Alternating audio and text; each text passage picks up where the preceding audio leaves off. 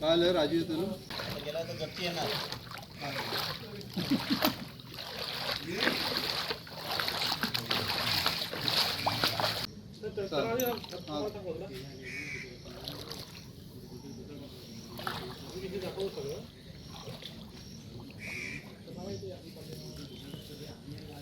काल राजू येतो ना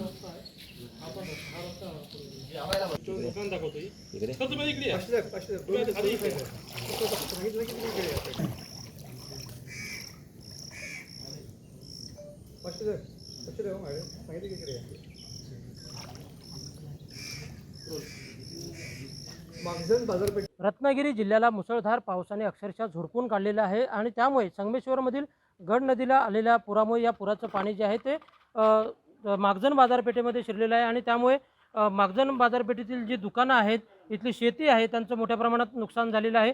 आपण पाहू शकतो ही स्थिती आत्ताची आहे आणि आज सकाळी जर पाहिलं तर या ठिकाणी जवळपास 3 ते 4 फूट एवढं पाणी होतं. सध्या पावसाचा जोर ओसरल्यामुळे हे पाणी कमी झालेलं आहे. मात्र यावर्षी जर विचार केला तर यावर्षी या पावसाळ्याच्या हंगामात दुसऱ्यांदा पुराचं पाणी मागजन बाजारपेठेमध्ये शिरलेलं आहे आणि कशा पद्धतीने गड नदीने आपलं पात्र सोडून या बाजारपेठेमध्ये शिरकाव केलेला आहे ते आपण पाहतोय. आजूबाजूची शेती आहे ती शेती देखील या पाण्याखाली गेलेली आहे आणि विशेष करून बाजारपेठेमध्ये पाणी शिरल्यामुळे इथल्या दुकानांचं नुकसान झालेलं आहे. त्याचप्रमाणे इथले जे लोक असतील किंवा विद्यार्थी असतील त्यांना या ठिकाणाहून ये जा करण्यासाठी हा रस्ता आहे. मात्र या ठिकाणाहून ये जा करताना देखील त्यांना या पुराच्या पाण्यातूनच वाट काढावी लागते. आपण पाहू शकतो ही शाळेची मुलं आहेत ती देखील या पुराच्या पाण्यामधूनच वाट काढत आता ती आपल्या घरी चाललेली आहेत.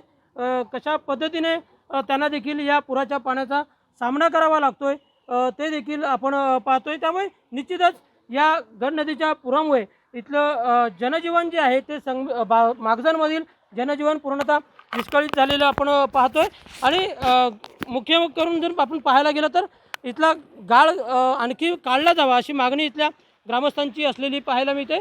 त्यामुळे एकूणच आपण जर पाहायला गेलं तर इथले ग्रामस्थ देखील आपल्यासोबत आहेत. सर काय नेमकं सांगाल कशा पद्धतीने ही सकाळपासून स्थिती होती? हे कसं झालं, दरवर्षी आम्हाला पुराचा त्रास 10 ते 12 वेळा होतोच. पाणी भरतंच. आमची जवळजवळ दुकानं बुडल्याच जातात दरवर्षी. यंदा गाळ काढल्यामुळं थोडासा परिणाम झाला आहे. अजून थोडासा दुसरा जर टप्पा चिपळूणच्या धर्तीवर जसा दुसरा टप्पा घेतला गेला तर आम्ही आमचं बाजारपेठ गाळमुक्त होऊ शकते आणि त्याकडं सरकारने गांभीर्यानं बघावं, जेणेकरून आम्हाला हे सरकारचं तक्रार किंवा सरकारचं कुठं हे पेपरला देणं हे आम्हाला पण बरोबर वाटत नाही. कारण का आता दुसरा टप्पा झाल्याने गाळमुक्त होईल आमचं असं मला वाटतं. निश्चितच आणखी एकदा गाळ काढला गेला तर मात्र इथलं जे पुराचं पाणी सातत्याने भरतं ते भरणार नाही असं इथल्या ग्रामस्थांचं म्हणणं आहे. आपण ही शाळेचे विद्यार्थी पाहतोय कशा पद्धतीने ते देखील या पुराच्या पाण्यातून वाट काढत आपल्या घरी चाललेले आहेत. त्यामुळे एकूणच जर आपण पाहायला गेलं तर या पुराच्या पाण्यामुळे मागजनमधील बाजारपेठेतील असेल किंवा इतर जे जनजीवन आहे ते विस्कळीत झालेलं आपल्याला पाहायला मिळतं आहे. राकेश गुडेकर, NDTV मराठी, मागजन, संगमेश्वर, रत्नागिरी.